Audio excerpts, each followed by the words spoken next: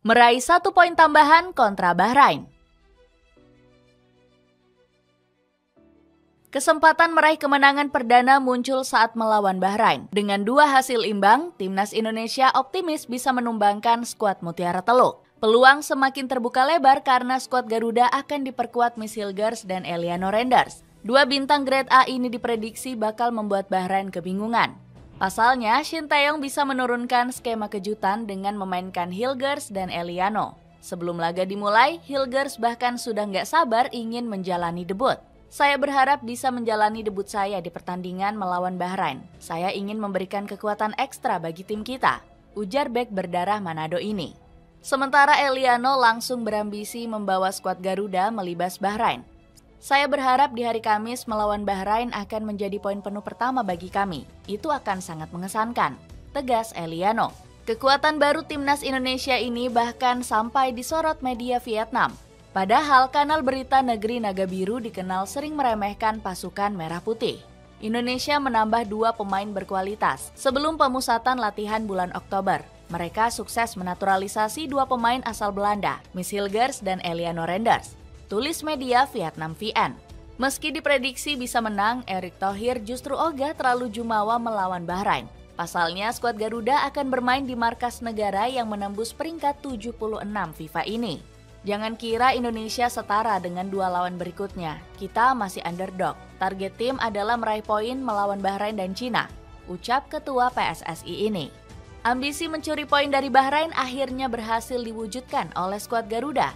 Timnas Indonesia sanggup membawa pulang hasil imbang dari markas pasukan merah. Shin Taeyong memasang starting terbaik sejak awal laga dengan formasi 5-4-1. Malik Rizaldi menjadi pemain kejutan usai diturunkan Coach Shin sebagai winger kanan. Namun pasukan merah putih langsung dikejutkan oleh gol Mohamed Marhun di menit 15.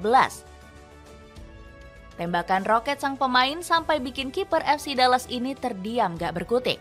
Shin Taeyong langsung memaksa anak asuhnya untuk segera bangkit.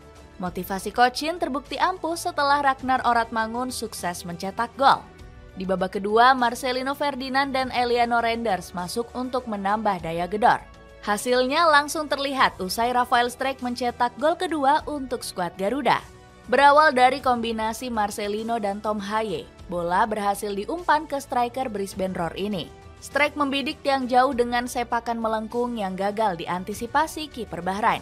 Sayangnya keunggulan 1-2 milik skuad Garuda berhasil disusul oleh Bahrain. Dengan bantuan wasit, skuad Mutiara Teluk menyamakan skor lewat Mohamed Marhun di menit 99. Timnas Indonesia langsung merasa dicurangi Ahmed Alkaf selaku pengadil lapangan. Shin Taeyong bahkan kecewa sang wasit berlaku licik untuk menguntungkan Bahrain. Tetap saja saya akan menyebutkan hal memalukan soal keputusan wasit. Jika AFC mau berkembang, keputusan wasit juga harus ditingkatkan, kecam Coach Shin. Bahkan media Belanda sampai ikut menyorot aksi kontroversial dari wasit Ahmed Alkaf. Keadaan menjadi nggak beres bagi Indonesia pada menit akhir babak kedua. Wasit awalnya hanya menambah 6 menit, namun seketika berubah menjadi 9 menit. Kritik media Football Internasional. Ambisi rebut kemenangan perdana di markas Cina. Nggak mau berlarut-larut dalam kekecewaan, timnas Indonesia kini beralih fokus dengan mengincar kemenangan kontra Cina. Persiapan serius sudah dilakukan jauh-jauh hari oleh PSSI. Salah satunya dengan menyewa pesawat pribadi agar para pemain bisa memangkas waktu. Kepastian ini disampaikan langsung oleh Sumarji selaku manajer tim. Kami sudah siapkan pesawat sewaan sesuai arahan Ketua Umum PSSI Erick Thohir. Penyewaan pesawat ini membantu dalam proses recovery pemain, ungkap Sumarji. Keputusan ini diambil oleh PSSI nggak terlepas untuk mengakali siasat licik skuad naga.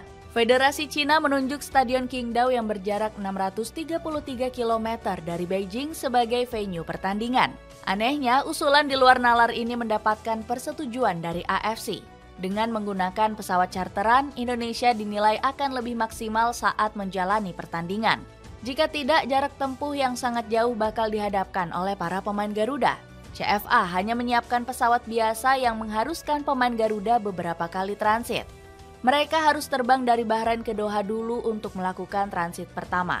Setelah itu, skuad Garuda akan kembali menempuh perjalanan jauh transit ke Hong Kong. Nggak sampai situ saja, setelah sampai di Beijing, Indonesia harus menjalani 9 jam perjalanan ke Qingdao. Hal ini sekaligus menjawab tuduhan kepada PSSI yang disebut memanjakan para pemain. Erick Thohir selaku ketua PSSI menjelaskan kalau ini dilakukan untuk menjaga performa tim. Ini bukan memanjakan coach atau pemain, ini keharusan mempersiapkan pemain kita. Ini bukan kemewahan, nggak semua perjalanan timnas mewah. Ini bagian memaksimalkan performa kita, ujar Pak Erick. Persiapan serius Indonesia justru berbanding terbalik dengan yang akan dihadapi Cina. Skuad Dragon bakal menghabiskan waktu 16 jam ke Qingdao usai menjalani laga tandang kontra Australia. Nasib sial Cina juga diikuti dengan hasil buruk yang terus didapat di kualifikasi ronde ketiga. Pasukan Tiongkok menelan kekalahan atas Australia dengan skor akhir 3-1. Padahal Cina mampu mencetak gol lebih dulu melalui Xie Weneng di menit ke-20. Hasil buruk tersebut makin memperburuk keadaan negeri tirai bambu yang berada di dasar klasemen. Cina belum sekalipun mendapatkan poin di 3 laga awal ronde ketiga. Kekalahan ini dinilai bakal semakin menurunkan mental dari skuad naga di grup C. Saat ini Negeri Panda menjadi tim dengan pertahanan paling buruk di ronde ketiga. Gawang yang dikawal oleh Wang Daley sudah kebobolan sebanyak 12 kali. Torehan ini bahkan lebih banyak dari Kirgistan yang kebobolan sebanyak 7 kali di grup A. Meski terpuruk, Branko Ivankovic justru semakin sombong untuk menghadapi Indonesia. Target kami adalah lolos ke 4 besar grup dan menjaga harapan lolos ke Piala Dunia. Melawan Indonesia, ini adalah permulaan dan perjuangan sesungguhnya, ucap Branko Ivankovic. Sang pelatih bahkan sudah menyiapkan strategi khusus untuk melawan skuad Garuda. Dirinya bakal memainkan striker andalannya yakni Wu Lei yang disimpan kontra Australia. Wu Lei adalah pemain terbaik dari Cina. Kami hanya bisa membiarkan dia mempersiapkan diri untuk pertandingan melawan Indonesia, ungkap Branko Ivankovic. Strategi ini dipersiapkan sang pelatih untuk menerobos lini pertahanan Indonesia. Saat ini, skuad Garuda dinilai memiliki salah satu lini belakang terbaik di ronde ketiga. Kekuatan tersebut terbukti dengan Arab Saudi dan juga Australia yang kesulitan untuk membongkar lini pertahanan Indonesia. Laga kandang hidup mati kontra Jepang.